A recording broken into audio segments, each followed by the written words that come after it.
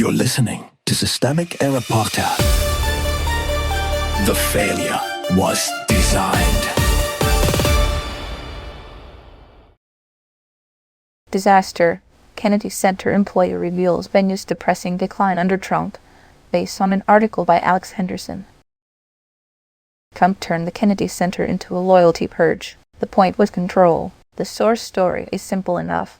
Since returning to the White House, Donald Trump has treated the Kennedy Center like another property to be conquered, not a public cultural institution to be stewarded. The result has been cancellations, empty halls, dismissals, and a venue run by political appointees with no serious arts management credentials. Power, not confusion. This did not happen by accident. Trump holds the institutional power. Trump chose the takeover. Trump's board and Richard Grenell executed it. The people inside the building are not the authors of this collapse. They are the ones observing it. When a president installs loyalists and watches the operation hollow out, that is not administrative turbulence. It is a deliberate capture of an institution, the misdirection machine. The official story around these moves is always some version of competence theater. New leadership, fresh direction, improved efficiency. But the details in this report expose the fraud. Employees were warned out with Friday-hour meetings. Positions were filled by people with no relevant background. Grenell's own justification, as described here, is a perfect emblem of Trump era. Unseriousness, political loyalty, and personal proximity substituted for expertise, culture as a target.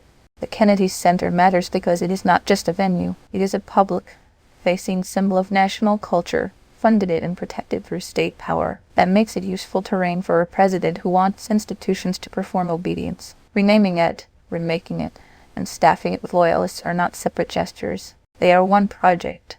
Convert a civic institution into a personal brand asset.